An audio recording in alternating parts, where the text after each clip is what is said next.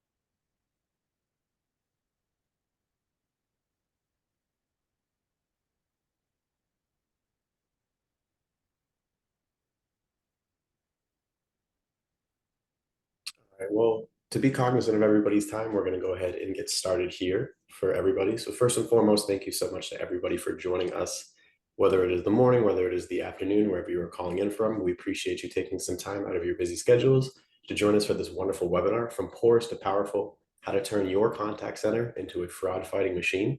Now, during this webinar, you're going to gain a deep understanding of contact center fraud, including its various types, along with the significant challenges that it poses to organizations like yourself. Right now in the CFI industry, fraud is nothing new. However, with technology getting smarter and smarter and fraudsters getting smarter and smarter, it is paramount that we have smart solutions to combat this. We're going to compare traditional fraud prevention approaches with innovative AI and machine learning solutions, showcasing the potential to transform your contact center into a highly secure and efficient operation. Now, I'm joined by some wonderful people today, but before I introduce my wonderful co-host, because I love my haircut, but you guys are not here to see my lovely new haircut. You're here to learn about the wonderful, fantastic things that are happening in the fraud field to fight fraud. Let's go through a quick agenda. I'm going to introduce my fantastic speakers in just a second, and then we're going to get into the main bulk of what we're doing today, which is a fireside chat. We're going to be talking about those top fraud trends. We're going to be talking about in the contact center, what are the strengths and weaknesses for the credit unions and community banks that are dialed into this wonderful call today. And then we're going to be talking a little bit about AI and machine learning and how that is revolutionizing the fraud prevention platforms. Following that, we're going to have a little bit of an integration showcase where we see one of those technologies coming to life and just how we're combating that complex fraud today. And then at the very end, we are going to have a Q&A session, live Q&A, whatever questions, burning desires that anybody has on this webinar, you'll have an opportunity to ask those questions and have them answered by our experts. Now, before we go any further, a couple of quick housekeeping things. Like I said, there is a dedicated Q&A session towards the end of the webinar. You'll notice that the Q&A bubble is open and the chat window is not. That is done by design. The reason that we have that is so that way any questions that are asked on this webinar will be seen, will be responded to, and we'll get a proper answer. And if for whatever reason we run out of time towards the end, your question maybe wasn't answered, have no fear. We have a track of all of the questions that were asked. So whether it's answered live on the webinar or we have one of our colleagues or product experts respond to you post-webinar, we will be sure to answer those questions for you however they percolate. Another quick housekeeping proponent as well, this call is being recorded. So all attendees that are currently on the webinar, you are going to be receiving a recorded copy of this webinar about 48 hours after it has concluded. For anybody that was not able to make it from your team, the landing page in which you registered for this webinar will be available as an on-demand for you as well. We'll be sending out pertinent information for how to get that afterwards as well. Also, if you have a copy of the webinar, you are more than welcome to send that out to your team. And if you have any questions, you can send us an email afterwards as well. Now, without further ado, I want to go ahead and introduce the wonderful speakers that we have on today. Coming in from Team Entropy, we have Prasad Shrothi, who is our VP of Solutions. We have Ravi from Effective AI, the CEO and co-founder. Really, really excited to have him on to talk about fraud and have that angle. And then our lovely friends at Primeway Federal Credit Union, Bob Morgan, the CIO, and Kevin Hillendahl, SVP of Business Intelligence and Analytics. Guys, we're very excited to have you on today to talk about these challenges that we're facing, how we're addressing them, what your insights are, so on and so forth. So, gentlemen, thank you so much for being a part of this webinar. How are you guys all doing today? I know that's a broad question, but we'll start with Bob and Kevin because Prasad I talked to and Ravi I had a little conversation with earlier. So Bob and Kevin, let's start there. How are you guys doing this lovely morning? I'm doing great, and I'm hoping Kevin's dog doesn't bark a bunch during this. That's the hope. Ravi, do you have any dogs or animals that you're hoping don't bark during this webinar, or how's your morning going thus far? I do have a dog and a 4-year-old, so I'm sweating, yeah, hoping they don't come barging in. Fair enough. And then Prasad, from your end, any noise anticipations you have, or how are we feeling? We smooth sailing?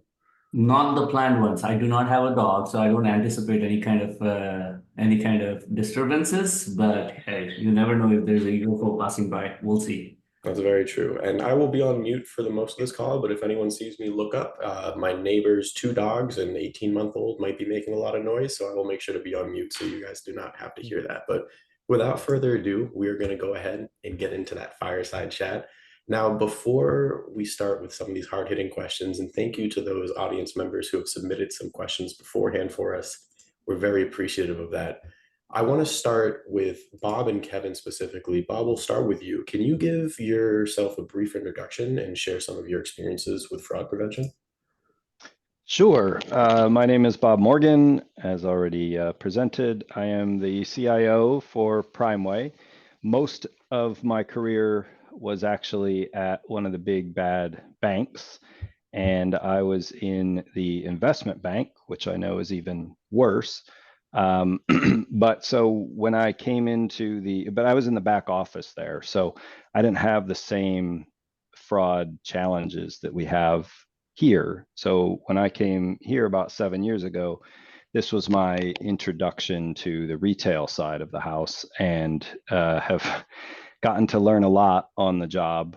And it's a constant cat and mouse between the fraudsters figuring out some cool way to steal money, and then us plugging that gap, and then them figuring out some other cool way to steal money, and then us plugging that gap. So I think it's going to they will continue to provide us job security as long as we can continue to figure out how to plug some more gaps. And I've been here for about 7 years now. And on the IT side of the house, I get to, work with all of the different departments and get involved a lot in all of the different types of fraud that are going on out there. That's awesome. And Kevin, from your perspective, same question over to you. A little bit about you and your experience with fraud prevention. So Kevin Hillendahl, SVP of Business Intelligence and Analytics at Primeway. I have been with the credit union for 27 years, and I have been pretty much in every operational area. From teller, lending, compliance, risk, BSA, AML, some accounting, a little bit of IT and conversions. But so I've been kind of across the house and kind of seen what I think is everything, but you never see everything. So people always surprise me with what they come up with to be a criminal. Excellent. Ravi, I'm going to kick it over to you. Want to get a quick introduction about yourself, your experience with fraud prevention, and a little bit about Effective in a nutshell as well. Yeah, for sure. Thanks, Johnny. All of my experiences with fraud prevention. So started off my career at Google, was part of their fraud team for a little under a decade. Got to see like pretty tremendous fraud attacks, like not just like individual fraudsters, but nation states attacking Google for fraud. trying to defraud like Google Pay and other properties. So it was a great experience. Learned a lot there. After that, had a another startup called Simility, which is also a fraud detection platform. Very grateful to be part of that journey. We got acquired by PayPal in 2018. Again, at PayPal, got to see these things at scale.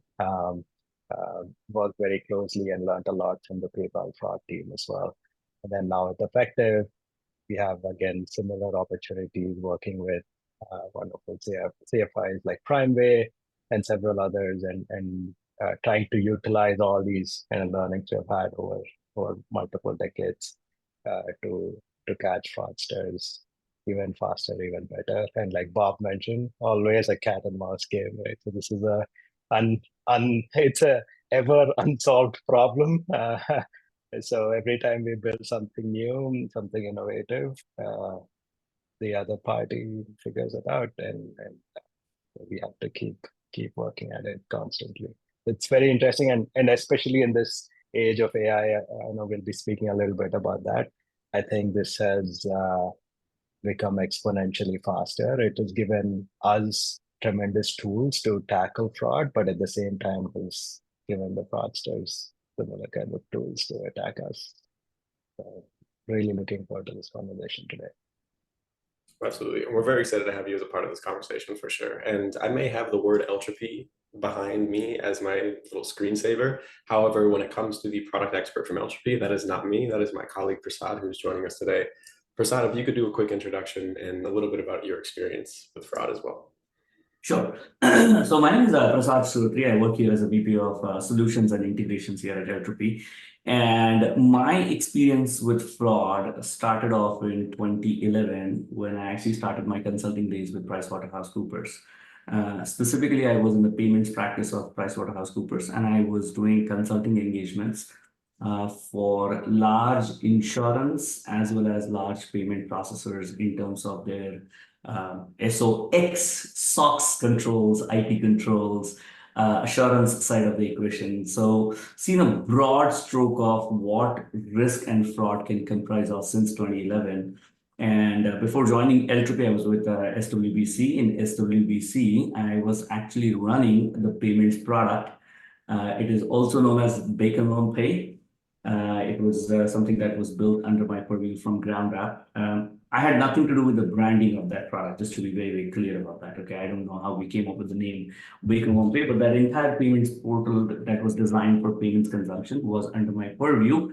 And part of that is where the transaction-related fraud is what I was working on. So we used to have an offering that was called as operational risk management, and it was to do with more with in terms of transactions for new account originations, how the money gets deposited, you withdraw the money before it actually hits the bank, and some very sophisticated, organized patterns of fraud and so on and so forth. And of late, I have been involved in teaching my 9-year-old about ethical hacking since he wants to become an ethical hacker. So that's my journey in the context of payments, fraud, and risk and compliance from that angle. So Jonathan? That's awesome. Well, I appreciate the introduction for everybody, and I think that's super helpful for all of our audience attendees here as well. Now let's get this conversation started, and I want to start, Bob and Kevin, with you two right now.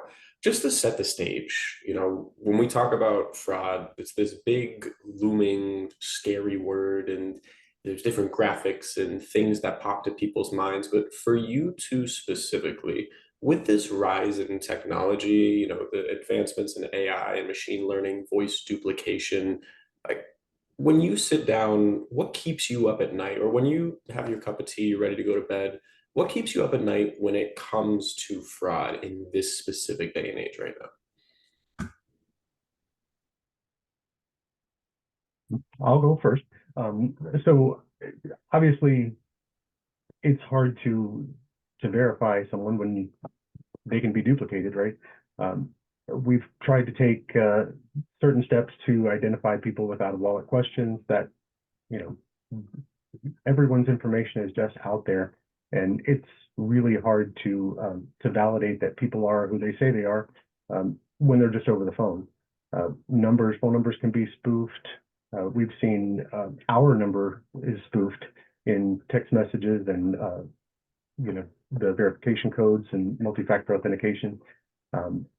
It's hard because most of our systems operate in batch processes, so we don't catch things that are potentially fraudulent until maybe a few hours or the next day later. So a lot of that makes it very difficult, especially with AI and how fast it moves, that it's hard to keep up with it. I can add in, first of all, it's my personal mission to never implement another batch process again in my life. And I push back on every single vendor that tells me we're ready to implement a batch process. And that's not only because of the slowness in responding to fraud, but also I kind of like to consider myself a chief experience officer, even though we don't actually have one. But as a CIO, it's very important to me that we're thinking about the experience for both the member and the employee. And I think we have actually a pretty good product for opening our new membership applications and loan applications.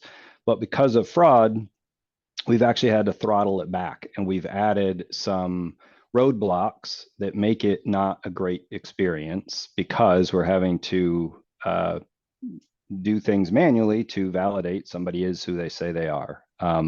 The amount of applications that get started in our online platform is actually staggering if you look at it. And that is not from real people doing it. That's from the computers out there that are just trolling, looking to see what's out there, and they start applications. And then, but being able to figure out which information that's entered is valid and legitimate. And even if the application's good, the funding account may be bad. And so there's a lot of things that go into successfully opening an account for a validated member that cause it to be a clunky experience. And so that's, for me personally, what I want to help my organization improve and hopefully help the rest of the industry improve and get this faster while also being safe at the same time. Now, I had this question a little bit further down, but you did mention something very interesting, Bob, and I want to stay with you because this whole idea of we had to implement, you said we had to implement some roadblocks to make sure that we're staying compliant, that the fraudsters aren't winning.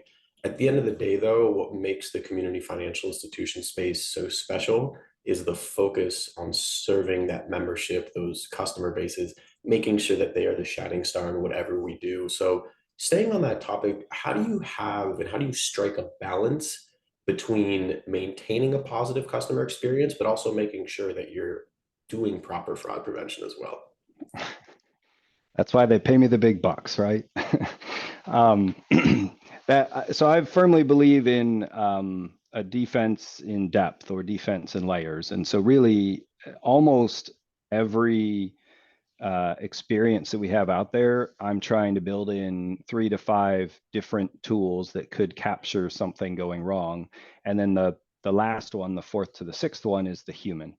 But in the example of the membership applications, we currently have kind of 1 layer, maybe 2, and then a human. And so we're actually in the middle of implementing effective right now, which we believe is going to be that 2nd and 3rd layer. And then we'll only have the human touch a small subset of the applications.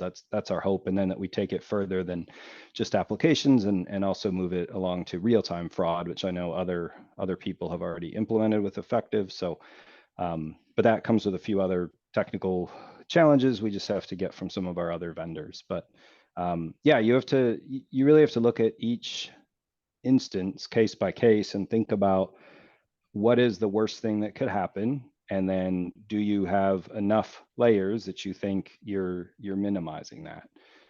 We're about to roll out the ability for our members to activate their debit cards online, and we really had to think through the different things that can go wrong with that versus the benefits that the members are going to get, and then think about what things we want to put in place and hopefully as many automated as we can, that aren't really adding a roadblock while still protecting the members' money as well as our money, because we're liable for some of that as well.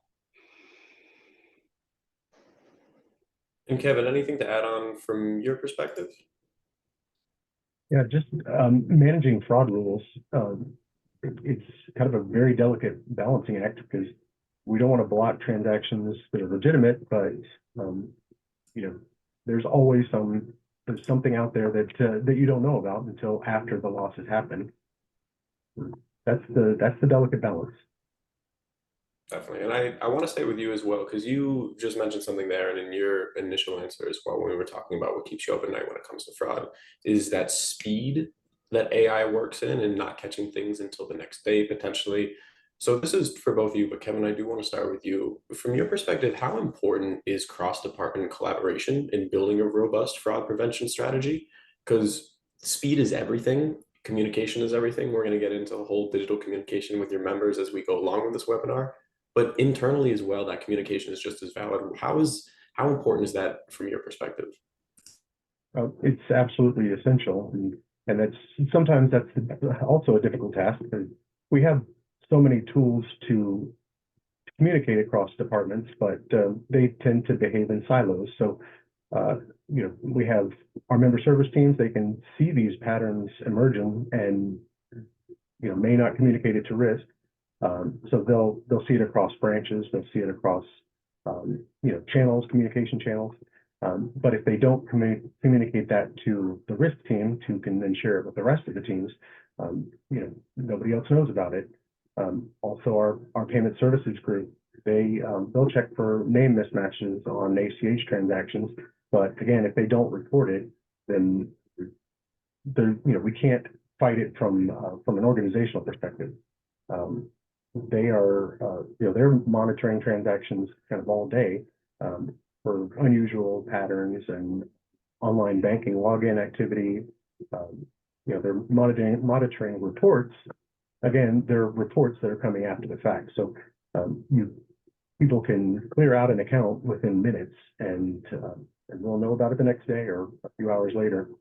And then, obviously, on the lending side, when we're reviewing for a loan, these people can clone another person and apply as that person, or even create new identities out there, and we wouldn't know about it until after the fact. So we have high hopes that Effective will help us to prevent that. We had a rationing a couple of years ago and took some pretty good losses on that. Yeah, and cross-department cooperation is very, very important. And one of the things that, with AI, hopefully it can just communicate with itself and then tell us what's going on, as opposed to relying on one person to pick up on a pattern and ask somebody else if they're seeing anything else that's contributing to that. One of the other things you had mentioned earlier that I thought of too is, with the things we put in place to catch fraud, it's hard to articulate to anybody the value of the fraud that didn't happen. And so it helps to have some history of where fraud was when you're putting in tools. But at the same time, with this cat and mouse game, you could put in a tool today and maybe your fraud stays flat, but if you hadn't put in that tool, it would have gone up by 3x. And so that is one thing to keep in mind when you're spending money preventing fraud, is trying to show what it is preventing. So if AI can actually report, I decline this and that and this and that, as opposed to people just kind of shutting it down somehow with a feeling, but you can't articulate that, it's harder to justify that spend to your executives and board. Absolutely. And that's a great transition. I'm going to ask the next question for Ravi and Prasad. Ravi, I want to start with you. It's about emerging technologies and how they can be leveraged to fight fraud detection. So from Effective standpoint, and Prasad, we'll get into L3 in just a minute, but Ravi, starting with you, how can these emerging technologies, these AI and machine learning, be leveraged to enhance fraud detection and prevention in digital communication channels? Yeah, for sure, Johnny. I think tremendously useful. I think fraud detection has always used machine learning. It was, I think, one of the fields where machine learning has always been applicable. One of the, like, if you go to any machine learning class, fraud detection or spam detection is one of the first examples that they present to you. But with AI and the more advanced machine learning models that are now available, like generative models, I think this gets very interesting, right? Because our adversaries are also getting very smart and getting around the models that we have trained. So how do we utilize these new techniques? I think is a very important topic for us, for all of us in the financial sector, right? I think one thing that Bob and Kevin mentioned about uh, looking at all channels is very, very critical in fraud detection, right? So for example, like, and Bob mentioned, you have this progressive onboarding, right? So one is you want to ensure that the member experience is great, but at the same time protecting the financial institution from fraud. So how do you do that is trying to have fraud detection run at progressively, right? So you run a few lightweight checks at the beginning, let them on board, but it shouldn't be like all the gate checks are happening first, and once they pass through them, everything is open kimono, right? Like that shouldn't be the case. So having a very progressive onboarding and looking at multiple channels, right? So once a member is onboarded, what are they doing, right? So are they logging in? Are they depositing mobile check? Are they then going to Zelle and moving the money out? Right. So here you're not just looking at what has happened at onboarding. You're looking at MRDC. You're looking at Zelle. You're looking at card transactions. You're looking at ATM and looking at the overall pattern and trying to find where in that flow is the high risk event happening and increase your risk adjudication or your strictness at that particular point, right? So you try to move the friction to the point where it's most useful. And that is possible with AI-based rule systems and AI-based systems, right? Because manually, as a human, trying to look at tens of such checkpoints and doing this for thousands and thousands of members is impossible, right? So and because these thresholds will change for every member, right? Not every member is going to behave in the exact same way. So looking at how a member behaves and is this particular event expected or unexpected, for that you need powerful AI systems to continuously monitor these thousands of millions of events that are flowing in and updating the thresholds and rules instantly, right? So that's where I think the power of AI would come in. And then Prasad, kicking that over to you from your side and from an entropy side, kind of building on that, seeing how AI and machine learning, well, from your perspective, why is it so critical for fraud detection and prevention in communication platforms? Why is it important? Is because very simple answer, nobody likes to be robbed, right? The olden days of things are very simple. People used to rob and there were snatchers and you were not comfortable going in certain times of the days. Now, same era has begun. It's just that those robbers have become what is called as digital robbers. Or we are known to call them as fraudsters. So nobody likes to be robbed, and that's the first and foremost thing. So if nobody likes to be robbed, anybody who is in the realm of products and services in the context of financial services always comes under this radar of fraud and risk and scams. And we don't want L2P's brand and or name attached with anything closely in that realm, right? We want to provide the best possible experience for our clients, as well as at the same time, we also want to protect the membership that our credit union friends have and provide a good balance of member experience as well as security as well. And as L2P continues to grow in the world of what I call as digital conversations platform, we are creating a category of our own.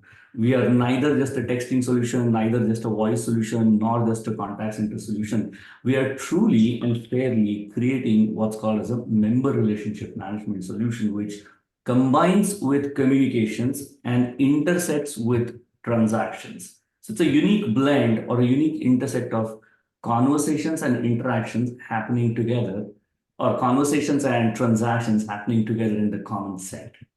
Right. So now it becomes even more important for us to have technologies in place which will allow our clients to detect these things early on rather than being reactive. So for Entropy, the next frontier to tackle this is, in the world of risk and fraud, we want to be proactive, not reactive. So as that text interaction comes into our platform, as that voice interaction comes into our platform, we want to be the first ones to let your member know that, let your agent know that, hey, this particular individual, a little bit of a high risk individual, seems like there is a couple of charge off that he has requested, and this doesn't seem right. So you might actually want to do a little bit of an investigation before you allow that wire transfer, or before you allow that cross-account transfer, or any other transaction that you're willing to proceed as that member calls into you. Okay, so that's the frontier that Entropy is going towards, and that's what we want to bring it to all of our credit union friends as we go forward.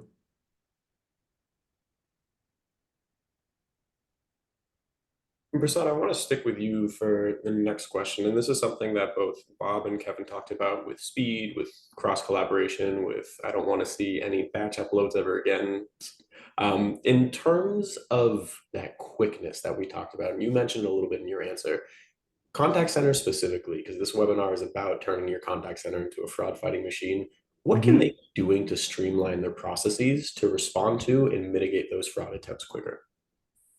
So some of the things that we are seeing in our implementations of contact centers, or as we're working closely with the clients, is the ability to have a member profile, but from a standpoint of risk and fraudulent activities over a course of time.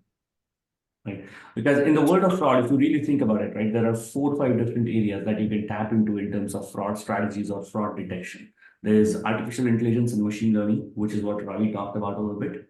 Then there is biometric verification, that, okay, what's the most unique form that God has given you based on which you can be identified as who you are.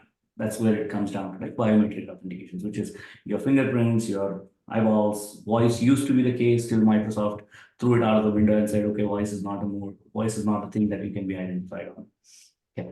Then we have behavioral analytics, which goes on the patterns of what all this person has done, not just with one credit union, maybe across a gamut of different things, across different credit unions, across social media, and so on and so forth. And then we have natural language processing to identify the patterns of language matchings and so on and so forth. So these are the broad 4 categories to really look at it from that angle. Now, if we start looking at these categories, and if we are able to bring up what's called as a risk profile of a particular individual, member, non-member, doesn't matter. If we are able to build a risk profile of an individual from a risk standpoint, or a fraudulent, I don't want to call it fraud because, it's proven until guilty, right? I mean, or guilty under proven, however that goes. English is my 3rd language, so all apologies in advance. However that goes. Okay. So if we create a profile of a person from a risk standpoint, have behavioral analytics tied to it, have a biometric verification tied to it, and have AI and machine learning processes run on that profile, and give you a unique intersect of, well, we know this individual is not something that is to be claimed as worthy because his phone number has been reported as something that was involved in a fraud. And he is also coming from an IP address that's not known to us. And hence, it should raise all bells and whistles, or all alarms in place, warranting for more of a face-to-face or an in-person interaction. And that's where L2P can come into the picture, is we can provision this risk profile, working with partners like Primeway and Effective coming along together, be that presentation layer, and also provision communication channels such as video and appointment management and in-branch and so on and so forth, to create those interactions that can avoid fraud in first place. Because the best kind of a fraud is the one that you can avoid. Okay, I hope that answers your questions in terms of what you're looking for. Very much so. Next question, I'm going to kick it back over to Bob and Kevin. Now, we've talked a little bit about, these fraud challenges that we're facing, and a little bit about, the implementation with Effective, and talking about the importance of digital conversations and integrated channels. So for the two of you, and, whoever wants to start, I'm more than happy to have you guys take this one. But what are the biggest potential fraud challenges that you're considering as you move to digital and you're consolidating communications through the L2P contact center? I'll let Kevin take that one. Again, identity verification is probably number one.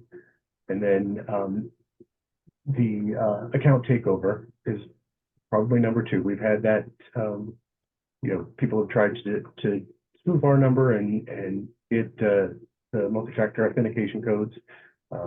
Obviously, data breaches are always a concern. And then insider threats. So that unfortunately has been kind of a rash of that too, that our employees behaving badly, and it's harder to catch that sometimes. And then social engineering. We see that a lot. We try to educate our staff about the social engineering, but some of them are really convincing. Yeah, it's a hard question because it's, all of the above. I think we're pretty far down the path, I think, internally at putting in tools to, scary to say this, but to kind of prevent being having account takeovers of our own employees' accounts right now. But it's not easy, and the technical part is the easy part almost, but it's the communication and the education of how to use it and when to use it. And so we are pretty far down the line for our 150 employees, but I want to do that for our 40,000 members, but I don't know how to do that, even if it's technologically possible, just because of the work it takes to overcome that. But if we can, as a collective community, figure out how to overcome that, so we can actually give people, their unique immutable identifiers, so we can actually know who people are, then we can remove a whole bunch of roadblocks from the initial application, and also all the way through to the real-time payments. So I'm kind of starting with internal first, and then going to see how we can federate that out and go external as well. Awesome. Taking a quick step back from specifically your contact center, and maybe looking once again a little bit more holistically as we come towards the end of our fireside chat. Robbie, I want to kick it over to you, especially with your experience at Google and kind of seeing this world of fraud evolve from just evolve in such a crazy way. What emerging fraud threats do you see on the horizon, and how can communications platforms prepare for them? Yeah, no, that's a great point. Yeah, I mean, I think I can speak about what we're seeing right now, especially among CFIs, is the thing that Bob and Kevin just mentioned, right? So one is we see like new accounts being created by legitimate identities. So there are actually programs you should search on YouTube, like a lot of Gen Z folks or Johnny, like are seeing this as a way to actually make money by just selling their identity. So there are forums where you can post and say, hey, use my credentials, or I'll add you to my account, log in, and apply for a loan or a deposit account at a CFI using my identity, and you can use it for yourself. So the fraudster pays you money, and they can just use your identity to open up. And then what the trend that we're seeing there is they open up new accounts using real or real looking identities, and then they take over seasoned accounts of generally older members, and then move money from the old seasoned accounts to the new accounts. And then because within a CFI, internal transfers generally have limited checks and balances, right? Like you're moving money internally, so you don't really do a lot of checks. So they move money into new accounts, and then once they're in the new account, whatever, right? Zelle, Cash App, ATM, move the money out quickly. And they do some interesting things is they also use these season accounts to like launder money.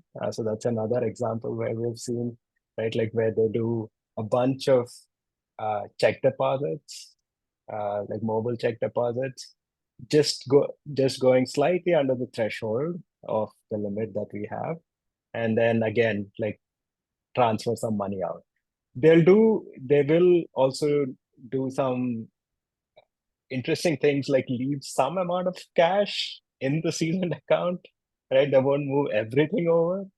So the member who actually owns that account doesn't mind this, right? Like end of month, they're seeing like their balance go up by $10, which they're happy to not report, but their account is being used to launder money, right? So we are seeing these kind of trends happen more and more. So a lot of like scamming and defrauding working in combination, right? So they're scamming the season deposit account holders by taking over their account using social engineering, and then using fraudulent techniques to open up new accounts, and then moving money from one to the other and moving out, right? So it's no longer like one single point in time fraud that is happening where it's like a stolen credit card and they're making transactions. They're doing a bunch of under the hood or actions that fly under the radar. But when you look at it as a holistic thing, it's pretty crazy. So I think these more advanced kind of techniques, we are seeing that happen more and more.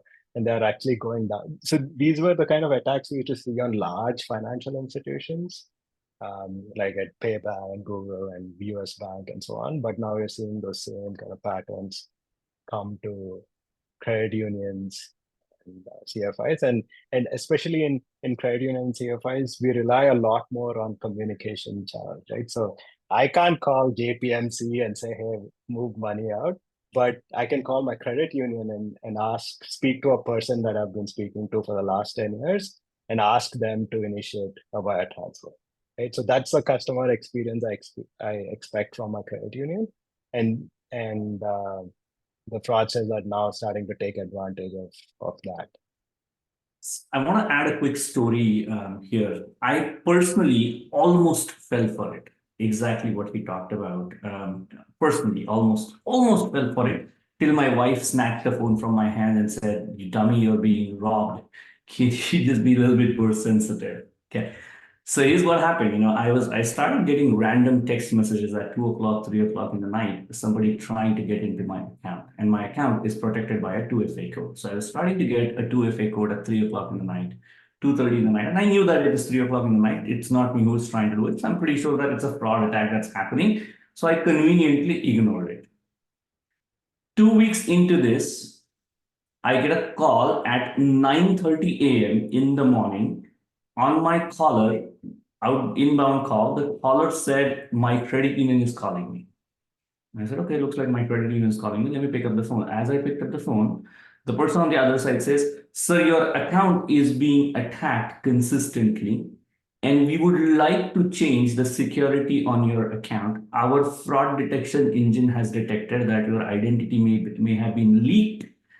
I am going to send you a 2FA code. Could you please tell me what that code is?" and he triggered the login to my account. Guess where I got the 2FA code from? I got the 2FA code from the same 5-digit number that is used for my online banking login. I almost walked into that trap. This is the sophistication that I'm talking about in today's day and age in terms of how fraudsters basically plan for a fraud. It is not a point in time affair anymore.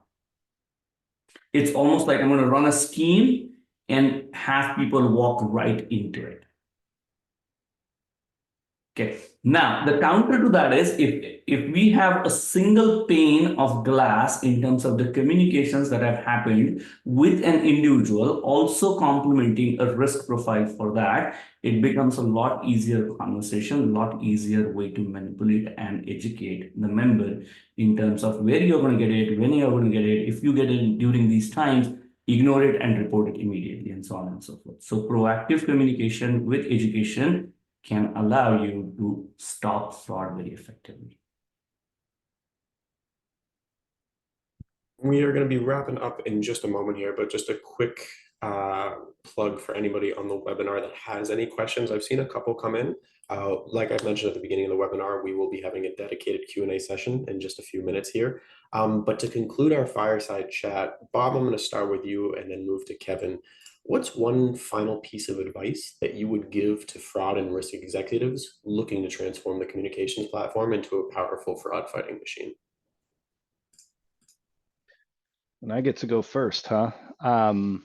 Absolutely. I don't think I have any silver bullets to share. I guess what I try to do is think about the problem or the solution from both the member side as well as the credit union side. Think about friction, think about how we can measure how effective that tool is, and then also how we can apply that measurement to whatever the cost of the solution is. Because even if it costs, $1 million, that's a big number. That's a lot of money for a credit union. But if it's going to save, $5 million, then that's a no-brainer. So really to not only narrowly focus on, how do I prevent an account from Michigan being opened, because there's nothing inherently wrong with an account from Michigan. It may just be, a little bit unique, but you want to address the whole situation of how do I maximize the percentage of good accounts that get through straight through processing versus any accounts that have to jump through any hoop. So really just think about the problem holistically, I guess, and the solution holistically.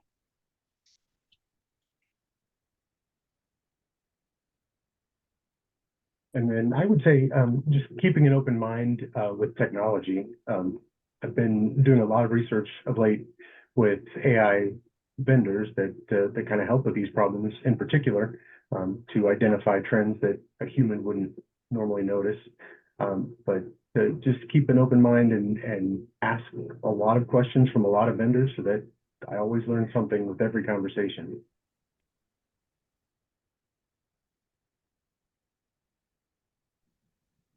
And then to you, Ravi and Prasad as well, wanted to get some closing thoughts in terms of what advice that you guys would give to any executives that are looking to transform their communication or their contact center.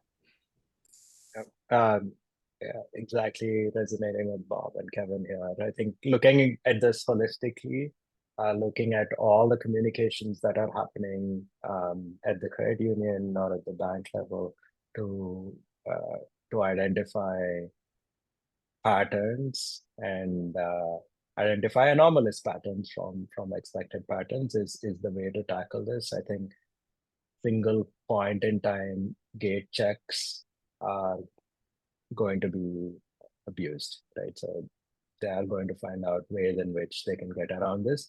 Like the example Prasad mentioned, you can get around this, right? It's a combination of social engineering, scamming, fraud to perpetrate the fraud in the end.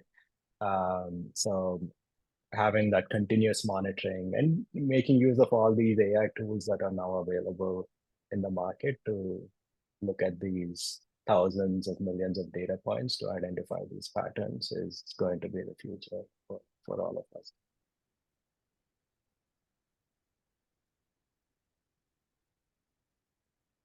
So from my vantage point, I keep it very simple, right? You have to fight a fire with a fire. You cannot fight a fire with a wood. It's only going to burn it. It's only going to make it bigger. Fraudsters will continue to get smarter and smarter. We have to outsmart them as we think about it as we go forward, right? I know that when I was growing up in my college days, there was not a career that I could think of that I want to be an ethical hacker. It was a little bit of a far-fetched type thing. It may have existed. I was just not aware that there is such a thing that exists. Today, my 9-year-old says that he wants to be an ethical hacker, and he's damn serious about it. He's taking all coding classes. He's trying to understand, how stuff works behind the scenes. And for the very first time, he asked me a question that, "What do you think about quantum computing?" I said, "Okay, I can't think of human computing or human thinking. Forget quantum computing. I have no thoughts on it." Short answer of that story, the reason that I bring up such points is because today's younger generation is born with this. They're born with technology. They are tech savvy. They are going to figure out ways to make a living out of technology. Whether we like it or not, it is here to stay. So sooner or later, we get ahead of this and stay up to date with the curve in terms of technology, and using technology to fight fraud is going to help us. And it is, for fraud, it is not a one size fits all. Because of the nature of the beast, it is not one size fits all. There needs to be education as an approach. There needs to be guidelines as an approach. Of course, technology will play a big part in this. But together, we have to come together to make and stand against it. It's not a one-stop shop.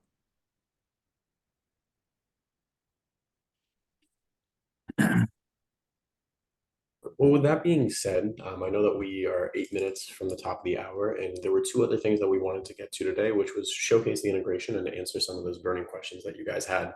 With all of that being said, we do have some good questions coming in through the chat. So I do want to go directly into the Q&A session of this webinar.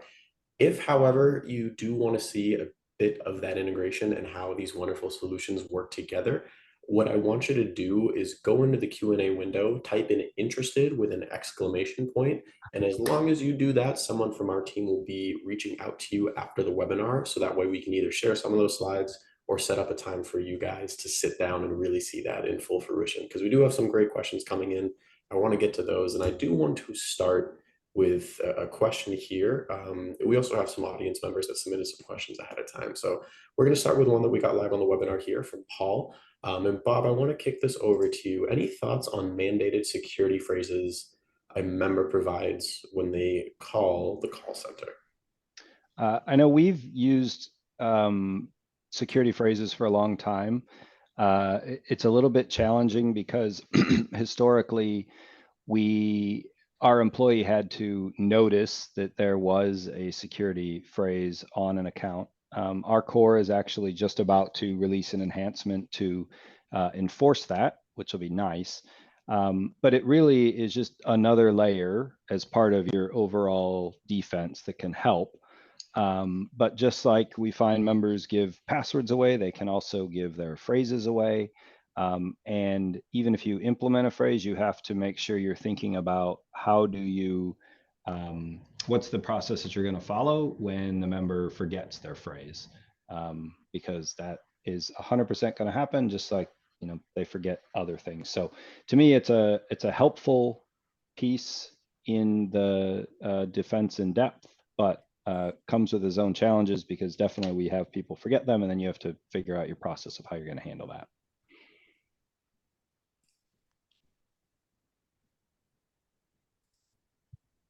Awesome. We had another question come in that was submitted ahead of time. And Bob and Kevin, you guys have touched on this a little bit, but I do want to revisit it because I think it's a worthwhile one. The question is, how can fraud prevention teams justify the investment in new technologies and resource to their senior management? I think you might have mentioned, and Prasad, you talked about a proactive approach as well, but what goes into that justification? Because yes, these things can be a little bit more costly, but the cost of fraud is just as, if not much, much higher and much scarier. You want to take that one, Kevin? Feel free. Yeah, what we typically do is we try to figure out what problem we're trying to solve, and then quantify what the cost has been historically and compare that to the tool. But it's important that you don't just do that at one point in time when you're trying to get approval for the project, but that you're actually, after implementing it, come back and challenging yourself and say, did I deliver the value that I thought I was going to deliver? And that's not only to, figure out on that one particular project, but also to challenge yourself to make your organization better for the next challenge that you're trying to solve and spend some money on. So really making sure though that you can measure what it is that you're trying to solve up front, so that you'll be able to later measure it and see whether you actually achieved what you were trying to achieve or not.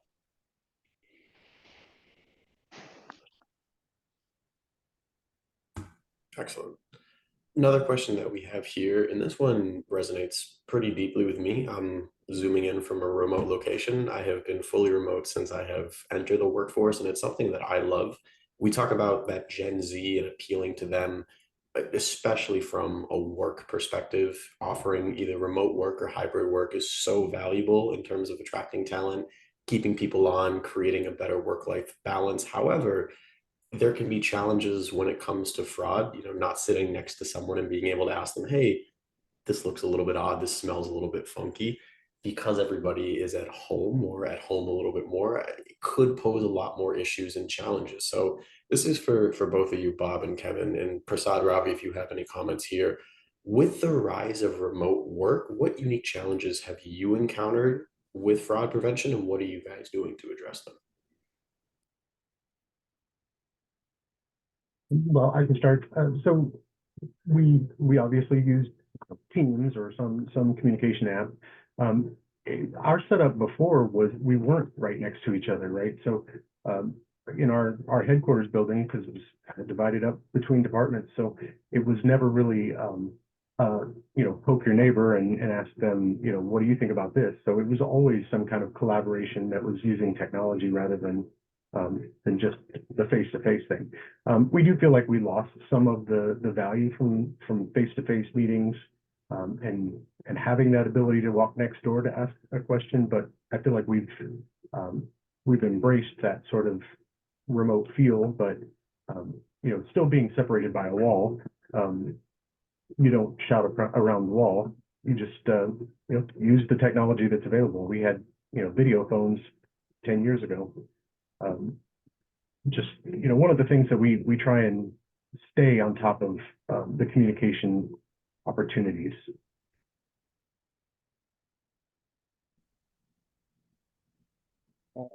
I have a small take actually.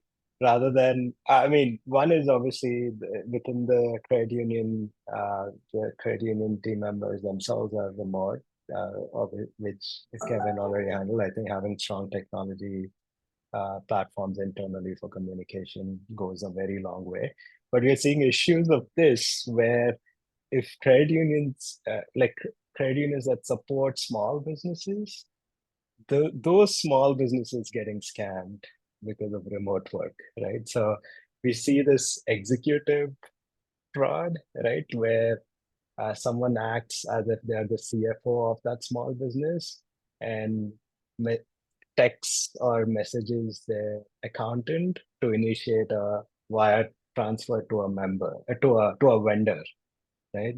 And saying, hey, it's urgent, you need to pay this vendor. And then the accountant who has access to the account, the deposit account or the current account in the credit union goes to the online banking, initiates the wire, and the money moves out. And then the small business later realizes that this was a fraudulent transaction, and they come to the credit union and say, ask them for help, right? Like, how do we get this money back? So we are seeing these kind of like second, third degree kind of issues come from remote work, because in previously, like the accountant and the CFO were likely in the same office, and the accountant could go just walk to the CFO and tell them like, hey, were you actually asking me to transfer this amount of money or not? But I think we're seeing these kind of scams come up. Again, looking at a broader picture, does this small business initiate these kinds of wires before, like, right? Like, because it was the accountant actually initiating the wire. So it was not an account takeover situation. It was a kind of scam situation. So having systems that are able to detect the typical kind of vendors that this business works with, have we seen a wire go through at this time of day for this kind of amount, and looking at broader anomalies can help prevent, or maybe even like help the credit union validate once, twice, or even three times with the small business before they initiate the wire. That that is pretty interesting, and we're seeing those trends. So that's from a member standpoint. I'll talk a little bit more from an employee standpoint. You know, this has been an increase in the remote work as well significantly. Especially after COVID kind of kicked in, which is what Johnny is the product of, right? He started working probably right during COVID or after COVID, and that's where he's been remote is the dream thing, which is true for a lot of companies. Remote working, while it is amazing, it also brings up a different set of challenges. A different set of challenges, it actually comes in the form of unsupervised access to systems, because now you're going through a different network, potentially having different programs being open, and time theft and reduced oversight. Point where Kevin mentioned that, you know, earlier we used to have people sitting right next to each other. I could just speak in and ask a question, but now it's a slightly different ballgame. So this actually increases the complexity when it comes to fighting fraud.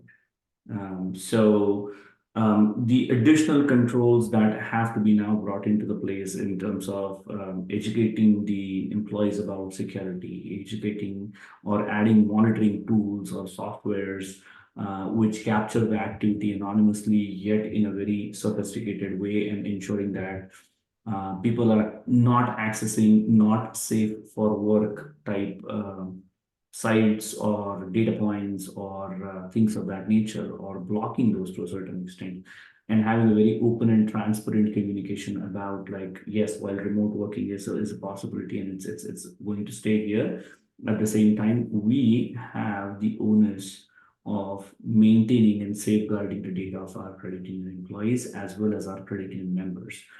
So re-emphasizing that message, and that message coming from top, is very, very important and very, very key. Briefly, I would also touch upon a point that Jonathan mentioned. This goes in vein with this particular question: is how do you justify this expense? Well, you don't really have to justify the expense. You just look at your write-offs that you have done for a certain year, and whether you prefer the write-offs or whether you prefer the investment into the softwares to prevent that write-offs is a question that you ask the board. I'm sure you'll get the right answer for it. Nobody likes to see the write-offs on the books. It has a connotation to it from a compliance standpoint, as well as from a legal and CUA standpoint as well. So instead of showing it as a write-off, if you show it as an investment to prevent the write-off, I think it's well justified.